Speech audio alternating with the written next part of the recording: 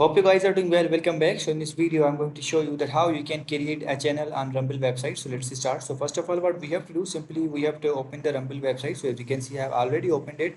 Now simply what we have to do, we have to go to the profile icon, and after going to the profile icon, as you can see, here's the option for the My Channel. So we have to click on the My Channels. And after clicking on the My Channels, as you can see, here's the option for the Create a Channel. So we have to click on the Create a Channel. So let's click on this. And after clicking on this, as you can see, now we have to provide the channel name here and the channel title and the description, and then simply we have to provide the select file, we have to provide the thumbnail and the back splash, and after that we have to provide some these basic details, and then we have to hit the create and the channel will be created. So I'm going to write the name here.